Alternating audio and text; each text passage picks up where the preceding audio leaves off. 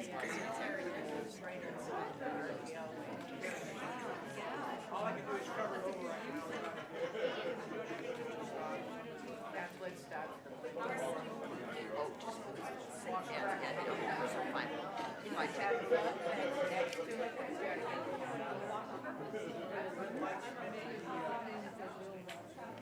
yeah. Which ones are supposed to be emergency lighting? Oh, These have a battery. oh yeah.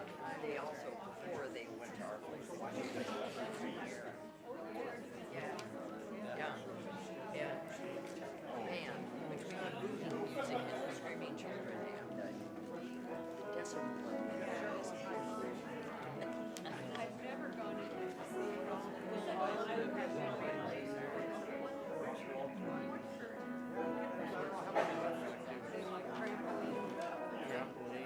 I know that was.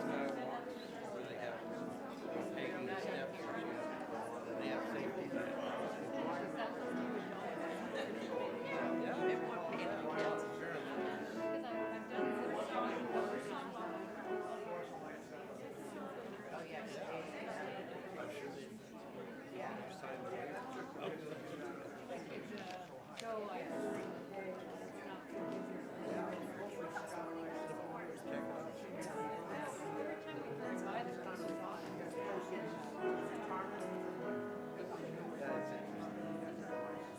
If I hadn't just turned off my phone, I'd show you some pictures. Something to hold.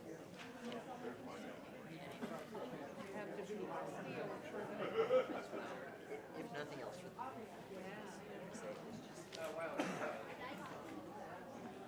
in all sorts of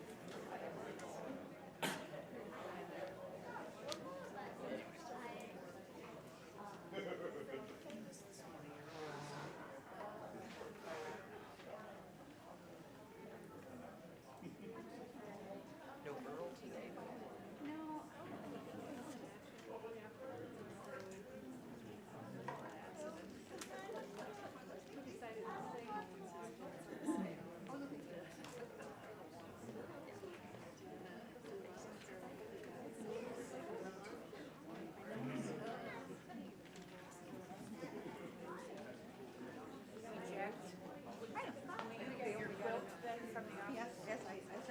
Yeah, same thing.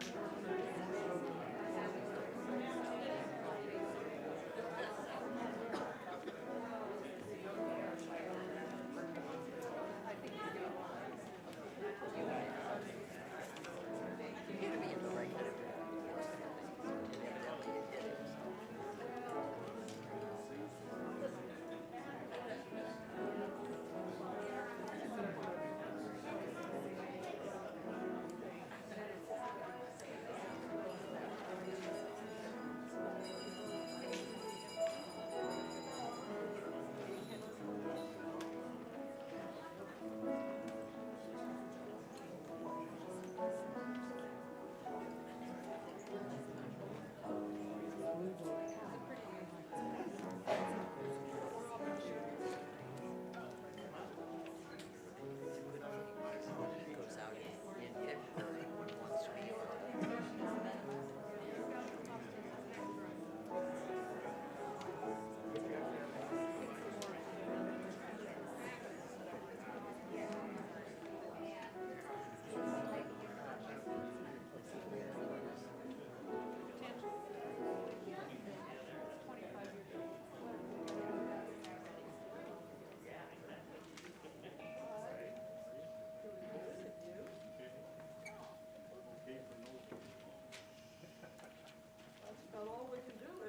Good morning.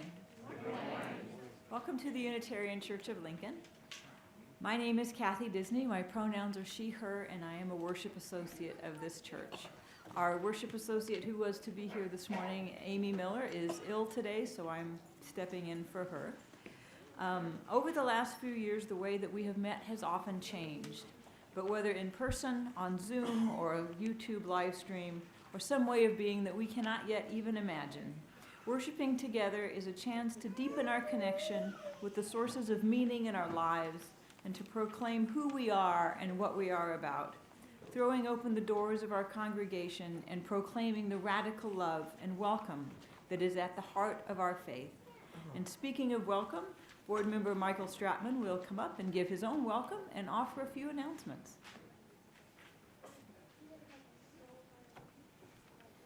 Good morning. I'm Michael Stratman, a member of your Board of Trustees. I want to offer a special welcome to those of you who are visiting for the first time.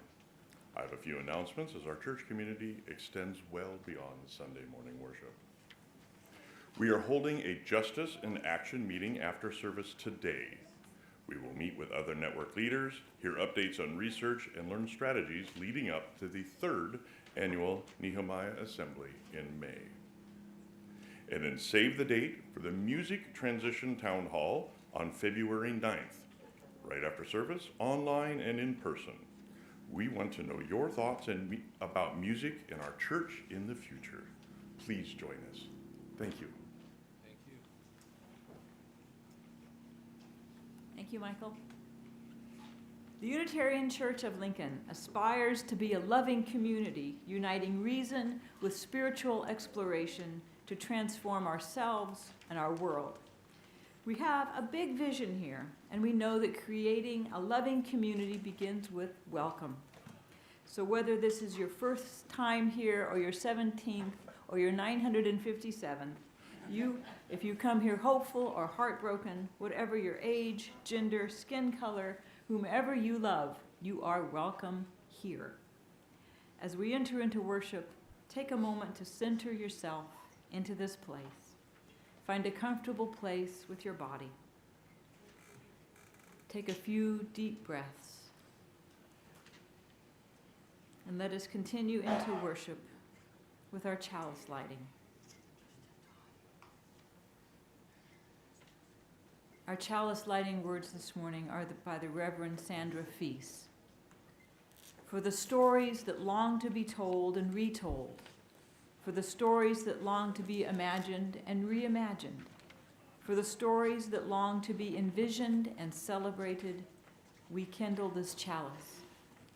May its flame bring the light of different truths, different paths, and different voices, all needed to cultivate a transformative story of justice, love, and beauty.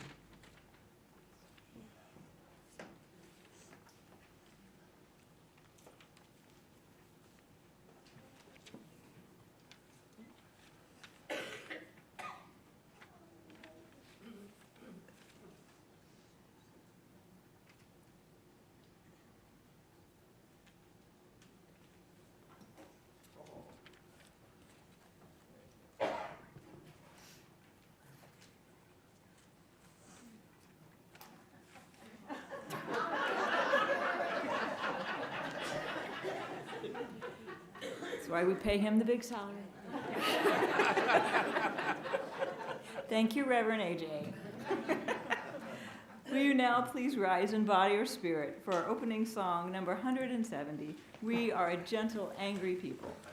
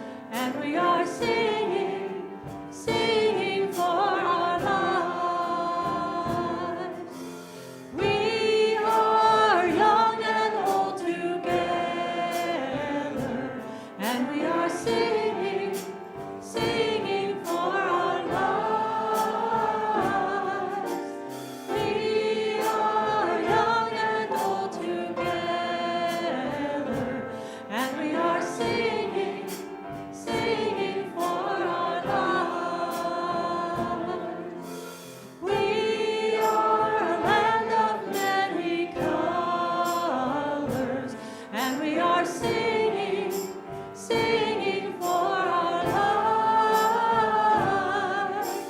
We are a land of many colors, and we are singing, singing for our lives.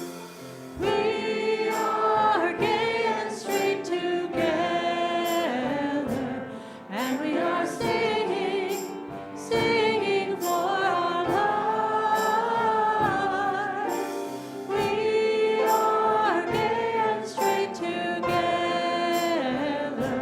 and we are singing, singing for our lives. We are a gentle, loving people, and we are singing, singing for our lives. We are a gentle, loving people, and we are singing, singing for our lives.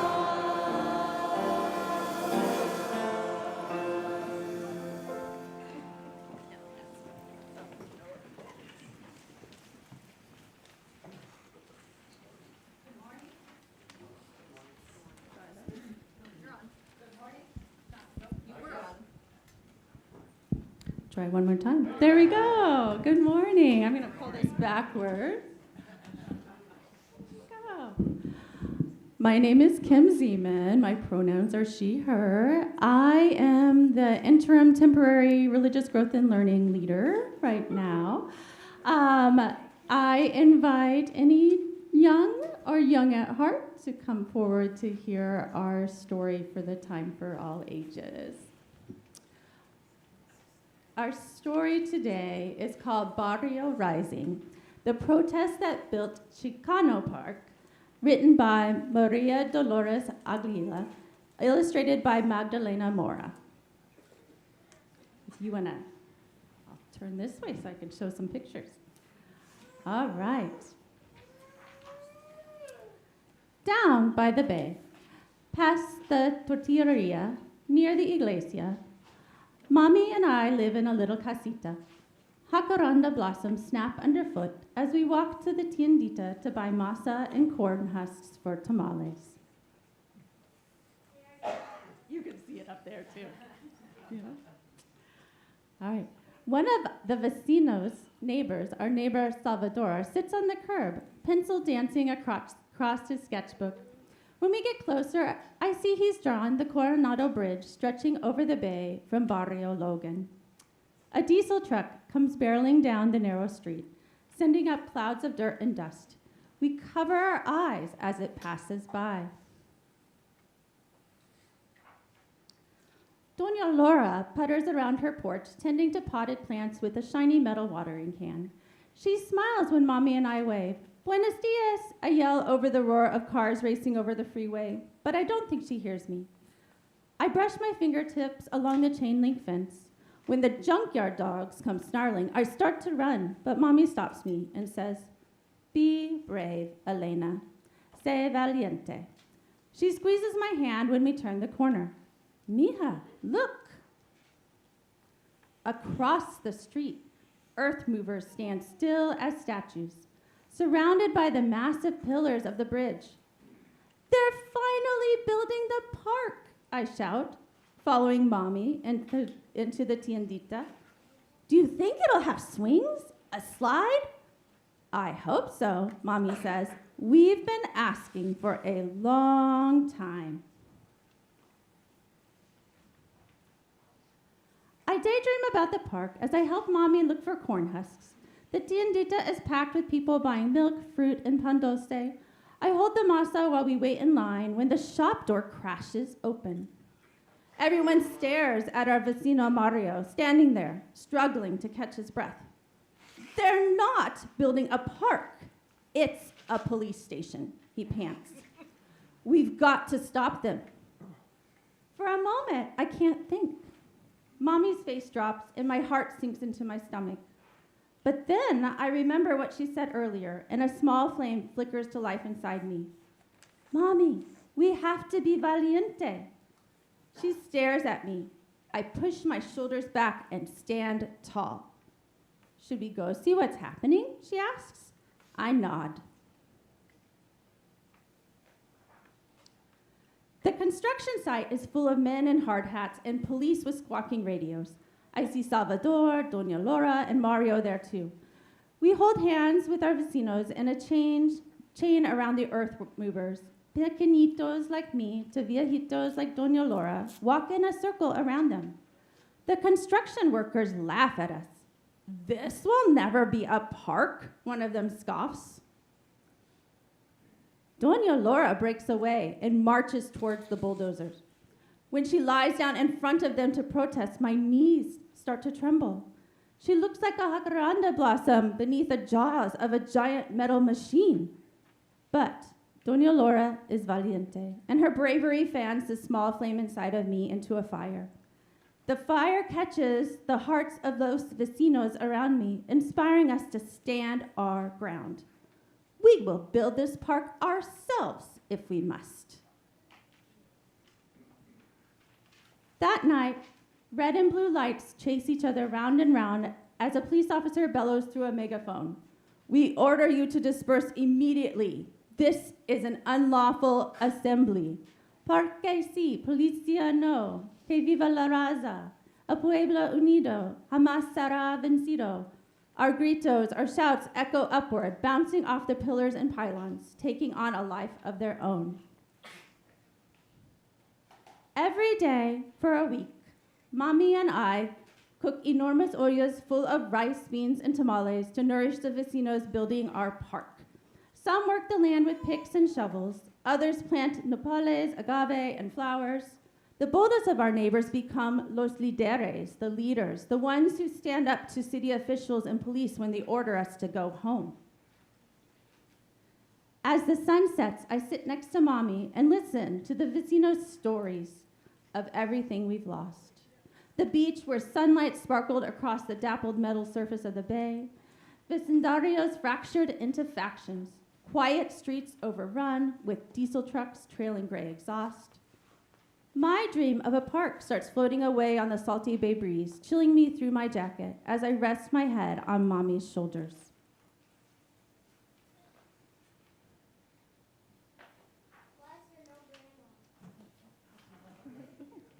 Good question.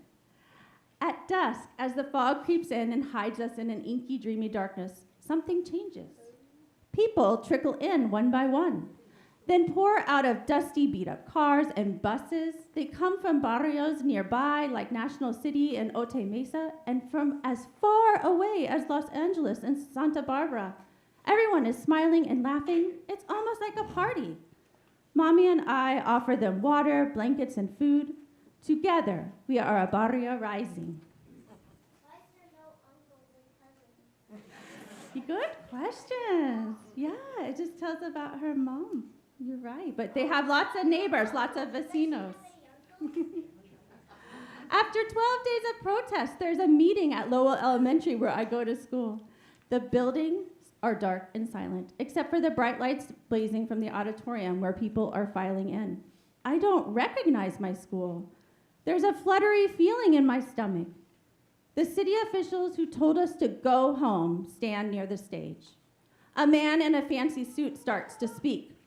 As you already know, the land under the bridge is not going to be a park. It's going to be a police station. His words are cut short when we raise our voices in protest. The man glares at us and clenches his jaw. My vecino, Salvador, stands up. We are going to turn the pylons into things of beauty, he says. We will never give up. The room erupts. We stamp our feet and shout, Viva el barrio! The city officials huddle together. One of them, whom Mommy said is Councilman Leon Williams, waves his hand around while he pleads for the others. What will it take? Will we ever get a park?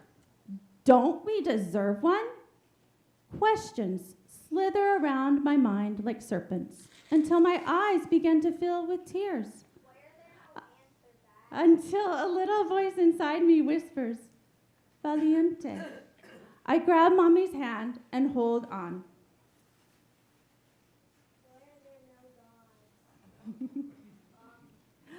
Councilman Leon Williams steps forward to speak.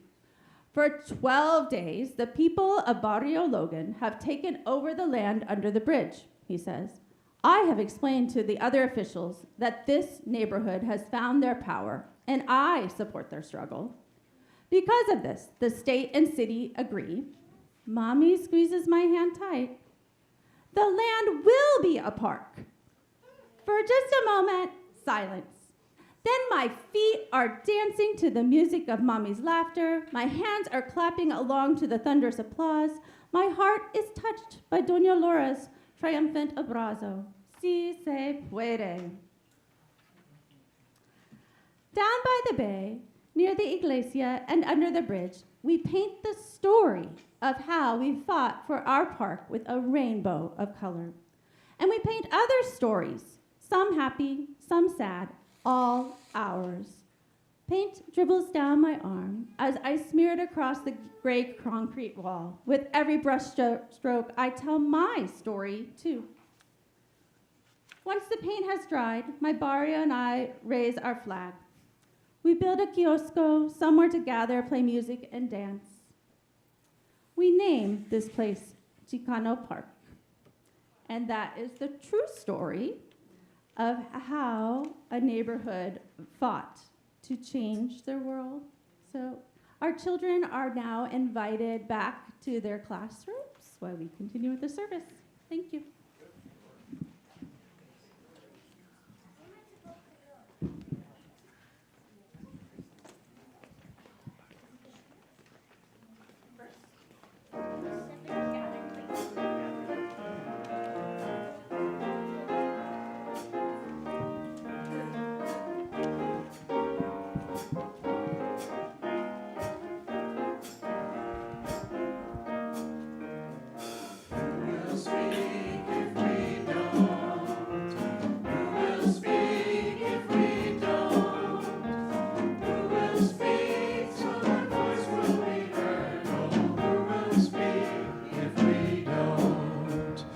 Who will speak for the poor and the broken? Who will speak for the people's oppressed? Who will speak so their voice will be heard? Oh, who will speak if we don't? Who will speak if we don't?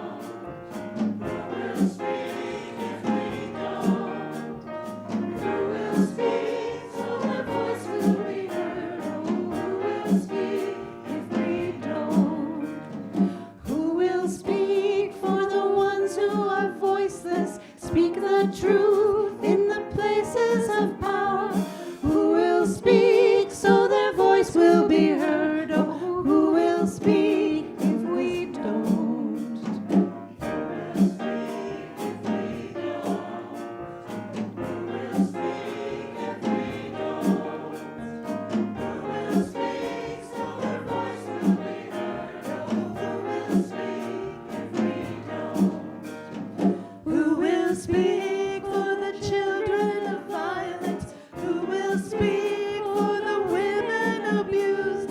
Who will speak so their voice will be heard? Oh, who will speak if we don't? Who will speak if we don't? Who will speak if we don't? Who will speak so their voice will be heard? Oh, who will speak if we don't? Who will care for the plants and the creatures?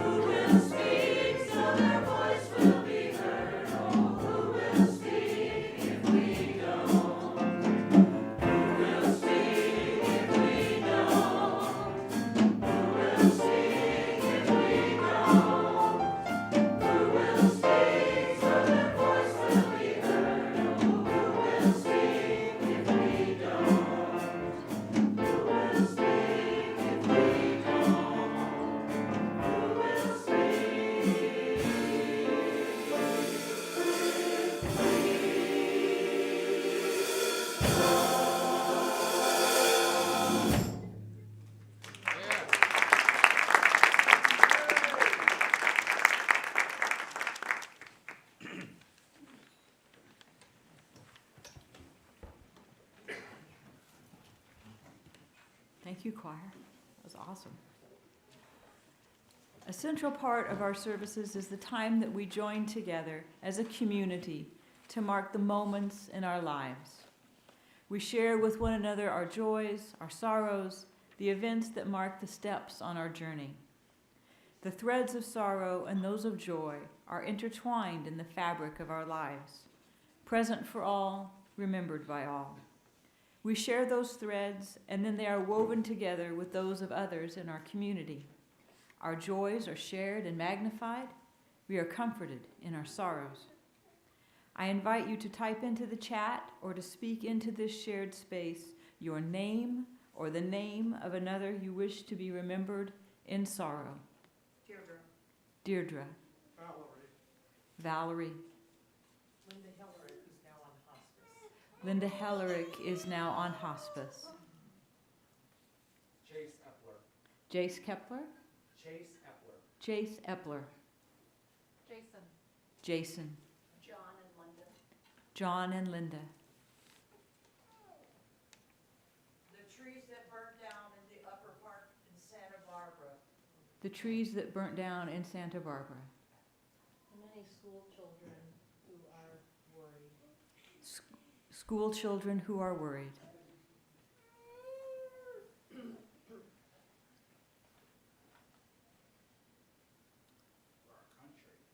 For our country. In the chat, we have Dom.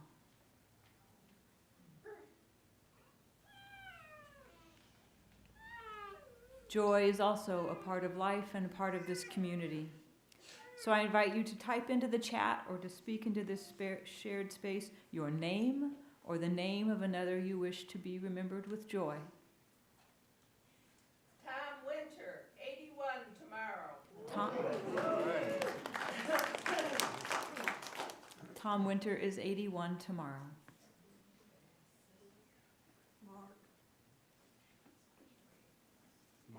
Mark. My grandmother, after taking a really bad fall in the nursing home, she's making a good recovery. Grandmother making a good recovery after a fall. Willow is learning Spanish. Is learning Spanish. Willow is learning Spanish. Marion Edgar Budd. Marion Edgar Budd.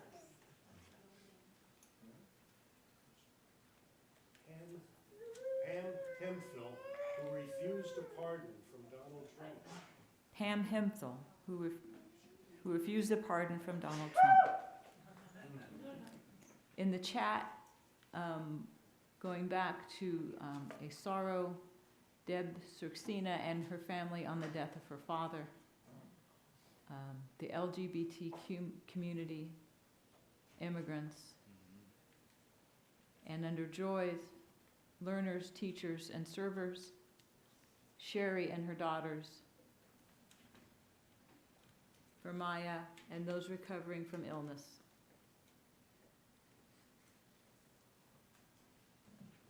We know too that there are some joys and some sorrows that are yet unspoken but deeply felt. Let us hold a moment of silence for everything unspoken.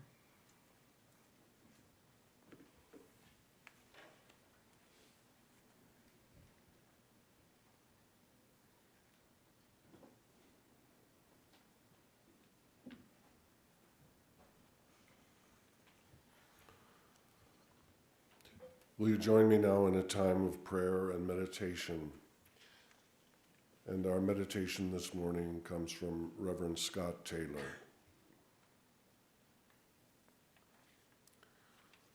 Who dreamed you into being? What stories sat in their heart as they imagined what you would become? Who helped you imagine your story? Who helped you see your place in the story of the world? And maybe what matters the most, who helped you understand that you could be the author of your own unfolding.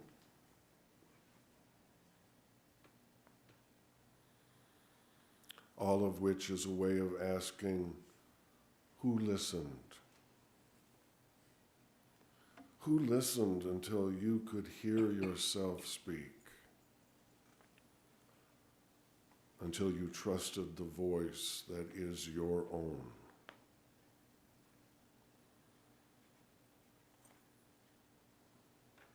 And now that you know what it is like to have the tale of yourself be heard into being, how might you midwife the story of another into existence? You know the kind of stories I'm talking about. Those kept in the cramped spaces of silence, for fear of how hard and narrow this world of ours can be. Who needs your listening so their story can be set free?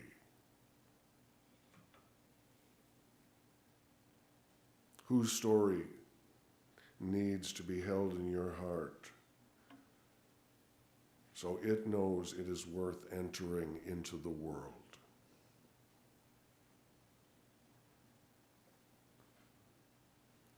We say it's all about listening, but really, it's all about love.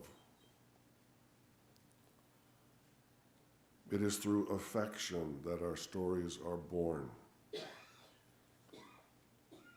They are wooed into this world. Wooed into this world. Never forget that. Nor this. It is through loving the stories of others and the stories of our own that we discover they love us back. May it be so, and amen.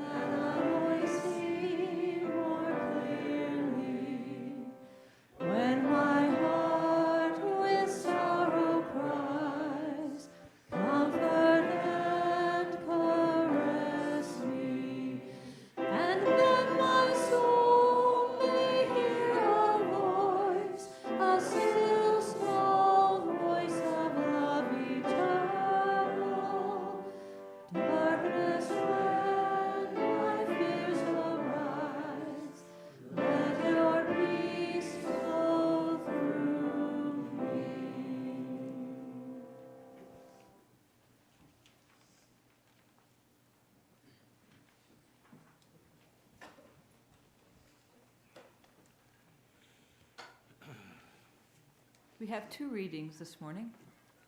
Our first reading is from the essay Ripe Conditions by Adrienne Marie Brown. I I've been reflecting a lot lately on how I don't trust people with agendas, master plans.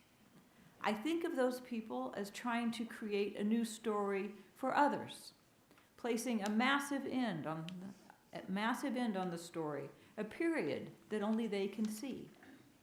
For me, storytelling is an emergent process, a pollination-style intimacy, where the results can't be fully predicted as the conditions shift. In my experience, the best storytelling is the best organizing. It is rooted in a truth people have experienced, has some magic in it, and something to long for, and a moment of beauty. But it is co-created as it is lived. No one can see the end of it. That allows people to stay in the present moment and attend to the work before them with intention, seeing the story unfold with themselves in it, rather than directed with themselves just outside the frame. Our second reading is from The Great Wound, Confessions of a Slaveholding Family by the Reverend Kenneth W. Collier. Religious knowledge is very different from scientific knowledge. Its object is not description, but healing.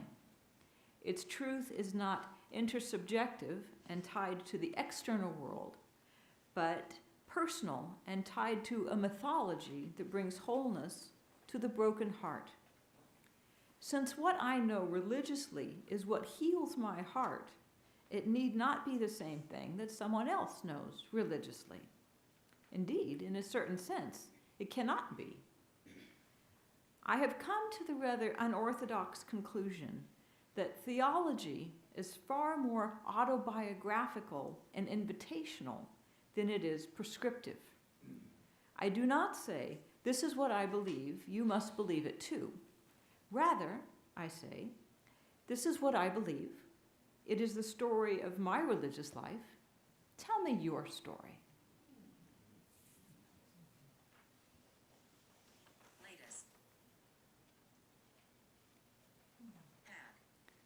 Each week, we take up a collection to support the work of this church and our partners in the community. We do this just because we all grow from our participation in the community. We all give back through our time, our talent, and our treasure. As the next song plays, the ushers will pass our offering plates. You can also give by texting UC Lincoln and the amount to 73256. That's UC Lincoln and the amount to 73256. The offering will now be gratefully received.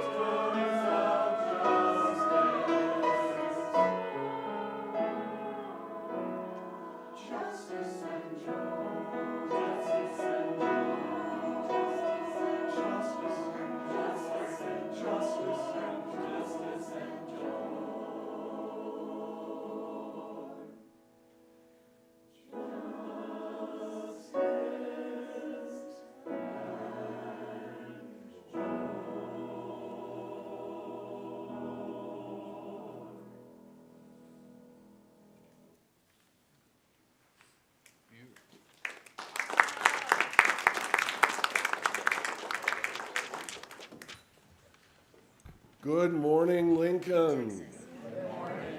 It's wonderful to be here with you today. My name is Reverend A.J. Galazin. I'm your interim minister. My pronouns are he and his. And wherever you are on your spiritual, ethical, or questioning journey, you are welcome here. And if you're visiting today, I invite you to join me in the library after the service for a casual conversation. The library is right outside the sanctuary, right next to the big tree in the gallery. I would love to get to know you and welcome you more personally. My goal is to do this every Sunday, but it's been pretty busy around here lately, so allow me to apologize if you showed up at the library last Sunday and there wasn't anyone there to greet you. I had good intentions, and see how far that got me.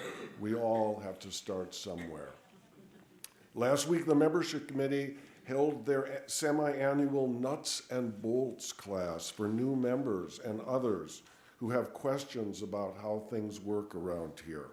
I was curious, so I attended the class, and I was impressed. You have a lot going on, and you know how to do it. Now, the nuts and bolts class does not refer to the participants, but rather the hands-on necessity of our liberal religion. Nobody does the work for us, nor should they. We believe in the democratic process of one person, one vote, and we don't need to think alike to love alike. We occasionally celebrate a new Members' Sunday, where we honor those who have chosen to join us in living the mission, values, and vision of this community. Our next New Member Sunday will be March 23rd, and it's important to remember that without new members, the church itself would dwindle. So I can't resist giving you a scriptural quote. Do not light a lamp and put it under a bushel basket. Rather, put it on a lampstand, and it gives light to the whole house. We do not light this chalice and then disregard its call to those beyond our walls. This is a place of justice, equity, transformation, pluralism, independence, and generosity. We cannot forget the call to love our neighbors. We are not here only for ourselves. We are the light of the world. You've heard about preaching to the choir, telling people things they already know, that they've already heard a million times. Well, sometimes I'm realizing that I'm preaching to myself. Do you ever preach to yourself? Try it sometime. A few weeks ago, I asked you to complete an assignment. If you chose to accept it, what in your history, your story, brought you to this congregation?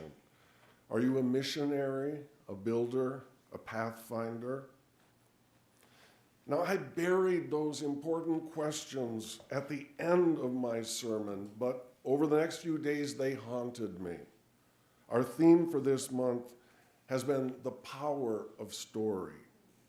And I can't think of any stories more transformative than our coming here stories, the many ways that we find ourselves in connection with each other. Over the years, we can settle in and get a little comfortable. There's a tendency to forget how we got here.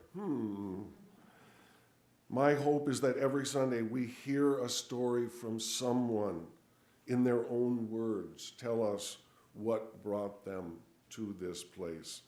We usually aren't as familiar with other people's stories as our own. And truth be told, we can even forget the power of our own journeys. I love holidays. I'm missing Groundhog's Day next Sunday. That's one of my favorites, actually. I love holy days. Growing up Catholic, I learned that every day was a holy day. Every day was sacred to the memory of some saint. Every day commemorated some special feast. Every day had a purpose and legacy greater than any one person's life. I looked forward to discovering the holiness in every day. I was destined to become a Catholic priest. My first job was with the church. I was the night janitor at age 14.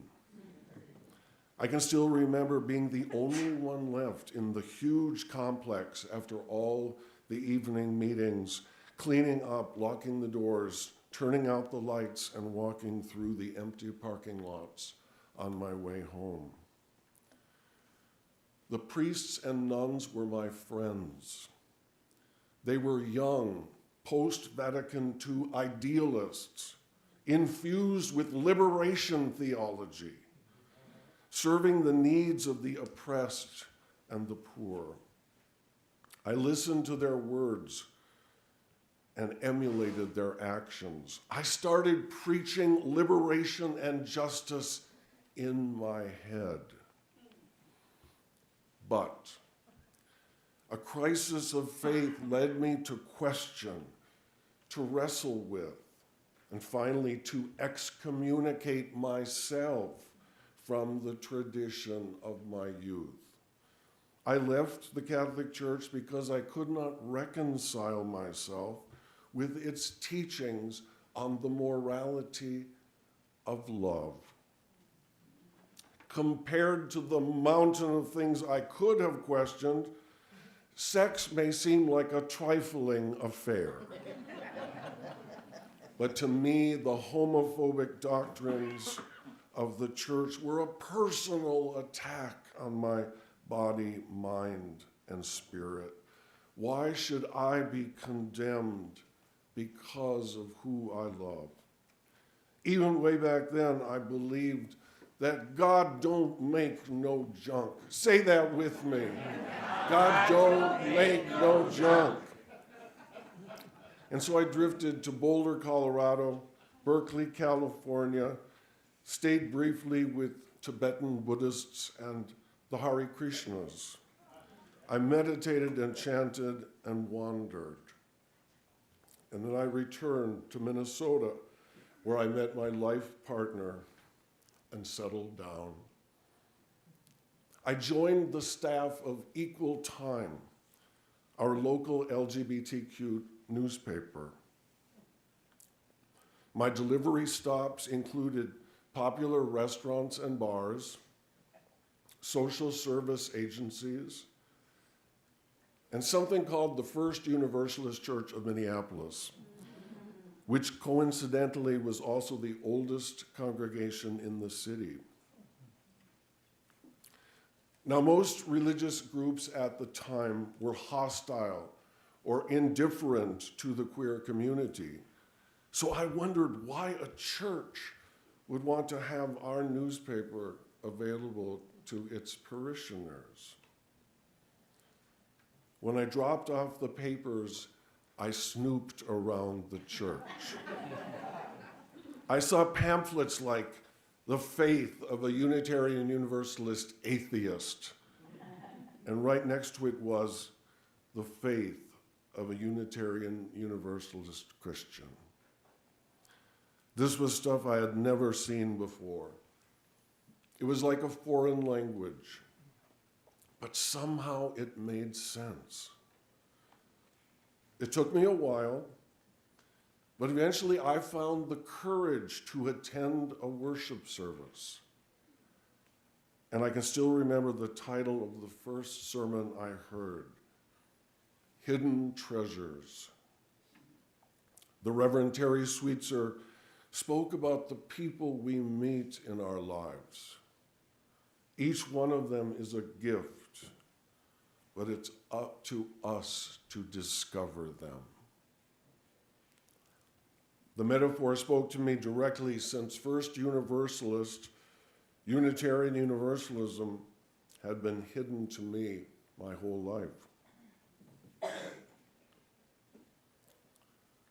One of the first UU hymns I remember learning was the one we sang at the beginning of our service this morning, number 170, We are a gentle, angry people.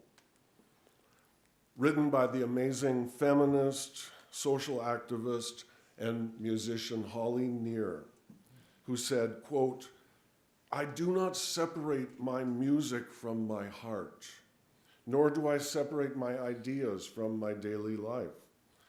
I open myself up to learning as much as I can about humanity and this mysterious life experience. But I do not relate to political work as a series of causes. Moment by moment, I integrate what I learn into my personal life, personalizing my politics. It's from this place that I write my songs." Close quote. Now, one line in her hymn that we sang this morning was especially poignant to me and still resonates today as a rare claim to humanity for so many of us. We are gay and straight together, and we are singing for our lives. Now, you have to remember how revolutionary those words were. Our silver and gray hymnal was published in 1993, and I arrived in the UU world just a few years later. There are other lines that still speak to me. We are a justice-seeking people. It implies that justice doesn't just happen. We have to seek it out. We have to call out its name and keep working for it. And that's what brought me to this liberating and free faith. Justice. Once I started meeting other Unitarian Universalists, I realized I was not alone in this quest. For many of us, if not all of us, justice is a big reason we are here and why we keep coming back. So today I ask, what is your justice? It's not always easy to define, is it? But I believe that justice must be personal. Now, one line in Holly Near's anthem has always made me a little uncomfortable. She wrote, "We are a gentle, angry people." Wow, are we really angry? Mad? Irritated? Resentful? That doesn't sound like fun. It's not very inviting. It connotes a disrespectful and bad temper.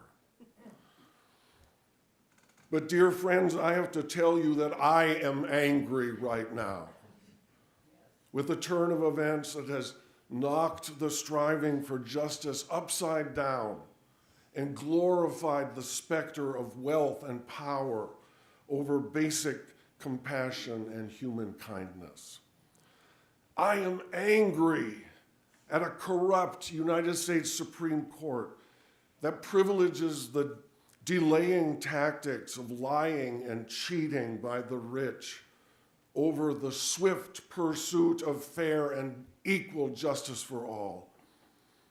I am angry that a convicted criminal and rapist can pardon those who use lethal violence and treachery against our nation's capital and made a mockery of our civilized social contract.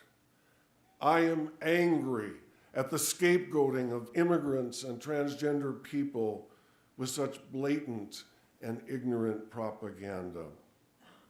I am angry at the lack of respect for our environment and the possibility of an even worse global catastrophe. I am angry at political officials claiming they have been installed by the power of God. I am angry. But anger is not the end of this story. It cannot be the end of the story.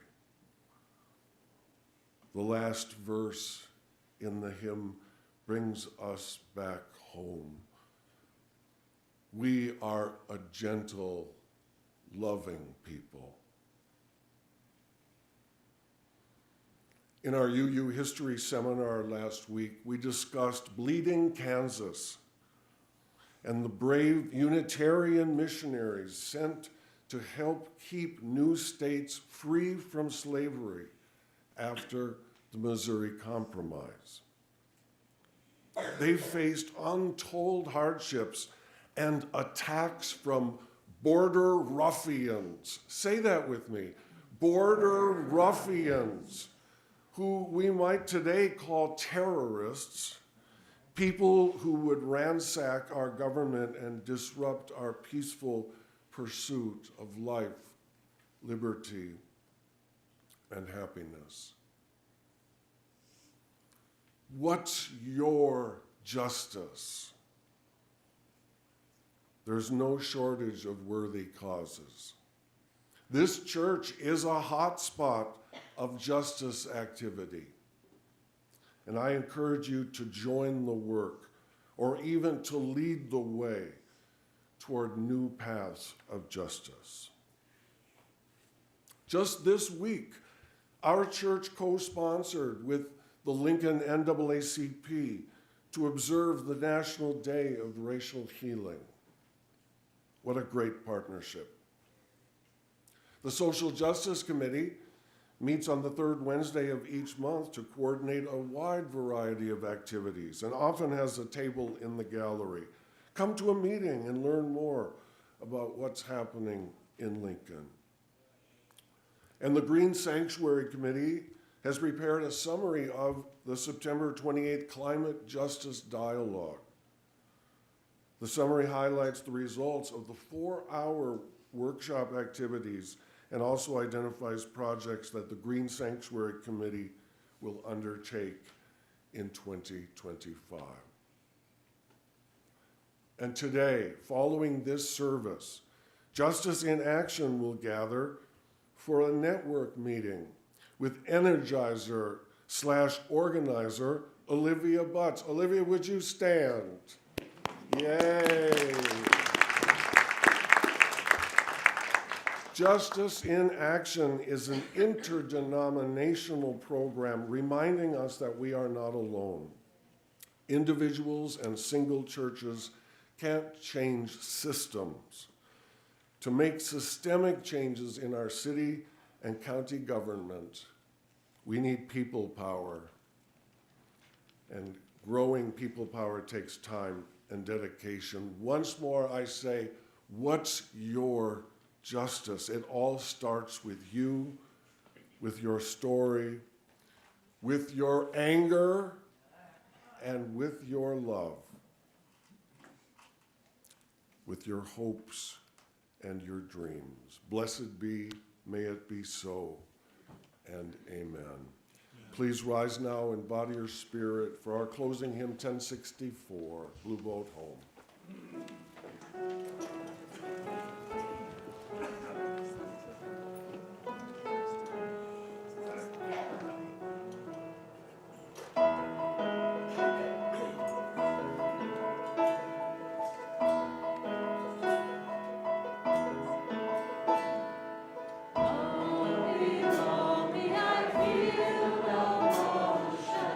Standing on these mountains and plains, far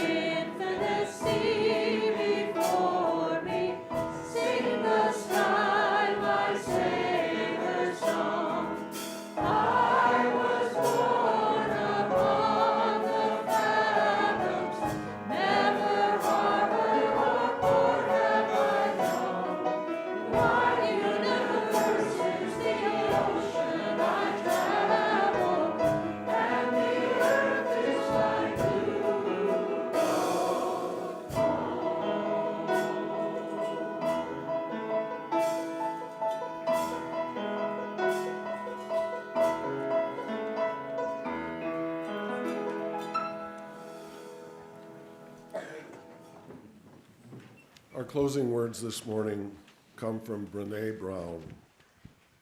When we deny our stories and disengage from tough emotions, they don't go away. Instead, they own us. They define us. Our job is not to deny the story, but to defy the ending, to rise strong, recognize our story, and rumble with the truth. Say that with me, rumble with the truth, until we get to a place where we think, yes, this is what happened. This is my truth, and I will choose how this story ends. Go now in peace to tell your story.